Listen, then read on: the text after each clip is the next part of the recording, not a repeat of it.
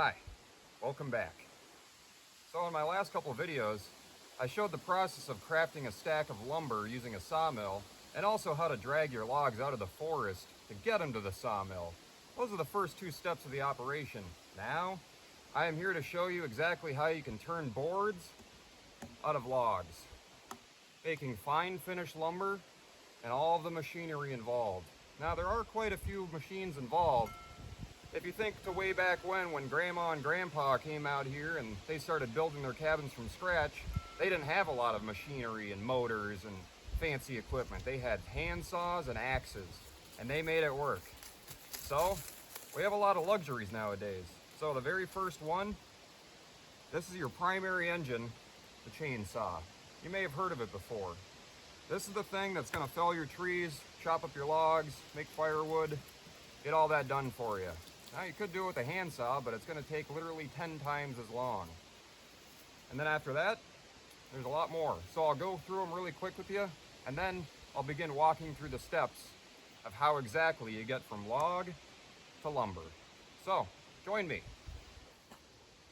Now, the second engine, and also the biggest, most expensive, is going to be the sawmill. Now this thing right here will pay for itself. The more lumber you create, you'll be really glad you get one of these. However, they're pretty heavy, take a little bit to set up. You gotta have a good covered spot for them. But these are the main things that take your logs and cut them into boards. But it's gonna make a rough cut, mind you. So you wanna cut them a little thicker than your final product. Well, we'll move on. And then we have the third engine, the generator. Now this is one of vital importance. This thing right here will just run off of gasoline, and it'll run all of the power tools we're going on from here. So this thing, in addition to the chainsaw and the sawmill, are your three primary engines. Get those three, and the rest is a piece of cake. All right, let's move on. All right, as far as tools go, what we've got next is the table saw and the miter saw, otherwise known as the chop saw. Now these things are very important for getting your boards to the right dimensions you want. Table saw cuts it lengthwise. You can cut off those live edges, you can make the boards shorter, cut a long strip. The chop saw, that'll cut it into sections so you can get the right board length. These two right here just run off of off-grid power, that generator back there.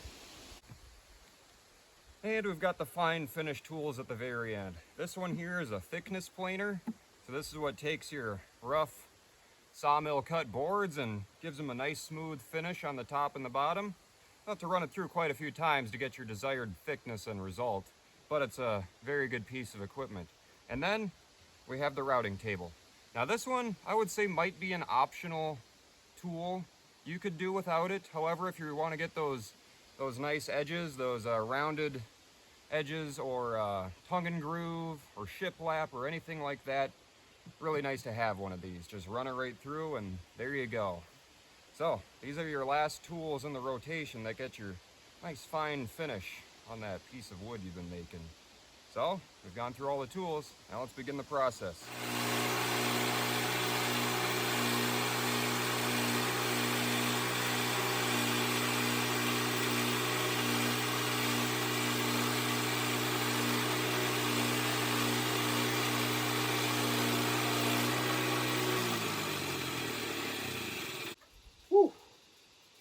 Made our first cut.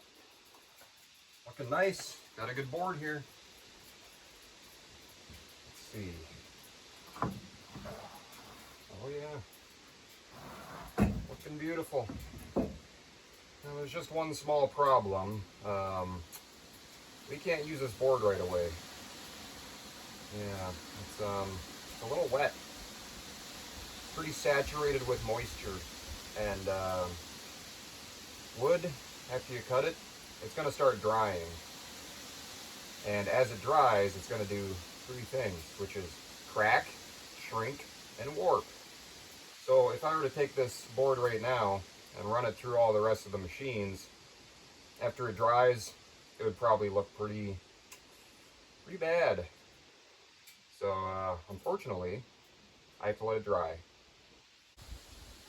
Well, anyways, while those boards dry, I'll come back to my other stack of lumber that I've had back here for a little over a year now. This is the first stack that I made actually with that sawmill. So As wood dries, it's good to just keep it covered and to keep them pretty level, pretty straight. As they dry outside, it takes about a year, a little bit longer if they're really thick pieces. Now there are ways to speed up the drying process. A couple different ways there. However, with this stack, they should be pretty dry. So, as you can see, I painted the edges. Put a little bit of paint on them. And that stops them from cracking, from getting these big long cracks all the way down your board as they dry out.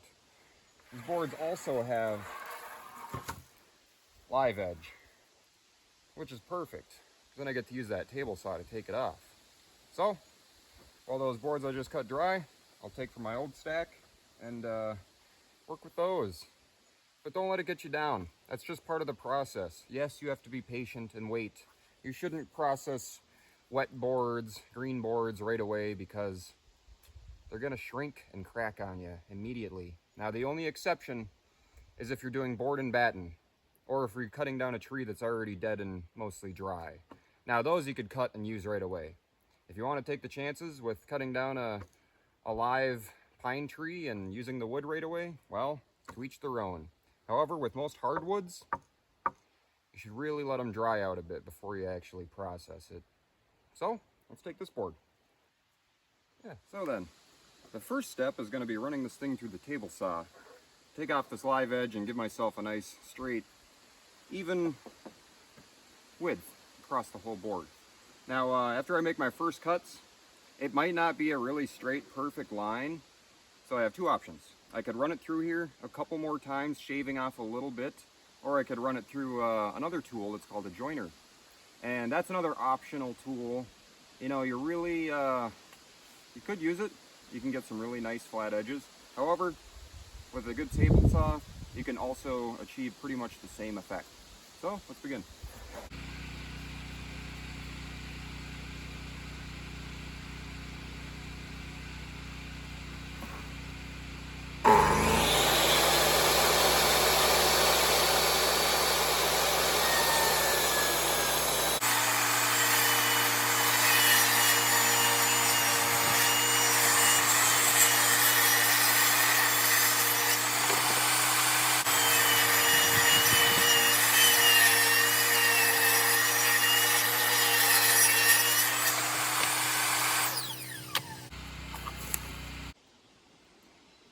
So we got the board cut with the table saw and it's looking pretty nice now. About 5 inches or so in diameter. Now, we still got this painted edge. And on the other side of this board here, there's a little bit of dry rot there. So, what I'm gonna do next is shorten it a little bit with that tool right there.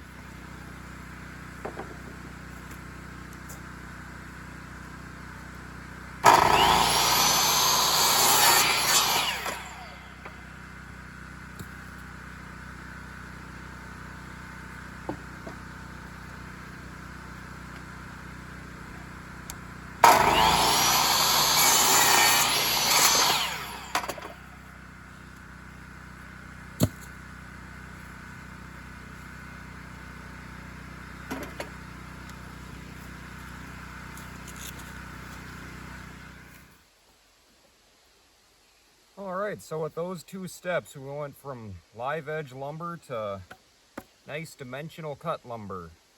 So, it's still a little rough on both sides, and also from drying it's cupped a little bit, so it's not perfectly straight, you know? So, what we're gonna do is run it through this here planer a couple times to really smooth up this edge, get it down to the desired thickness I'm looking for, and give it a nice shiny appearance.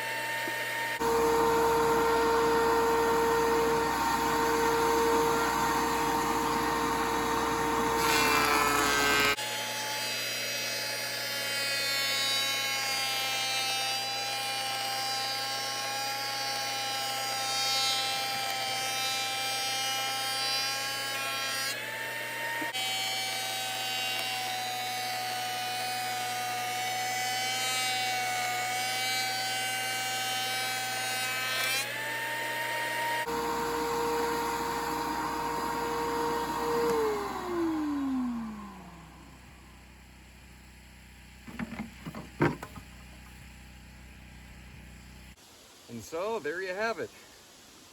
That pass through the planer really highlights the grain. Looks a lot different than it did originally. This here caliper measurer, you measure the thickness, and it's about 5/8, which is what I was going for. This here is red maple, and these boards are going to be turned into a hardwood floor for my cabin back there. So, hope you learned something with today's video. And I want you to be aware of just how much lumber you can produce on your own.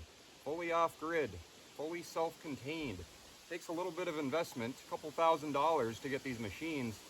But then once you get that, holy moly, the amount of money you can save making your own lumber, not to mention beautiful lumber, beautiful boards. Well, I'm doing it. I know I'm not the only one doing it. If you want to do it, I hope you learned something. And go out there and do it. Build your own cabin. Have a blast. So anyways, until next time.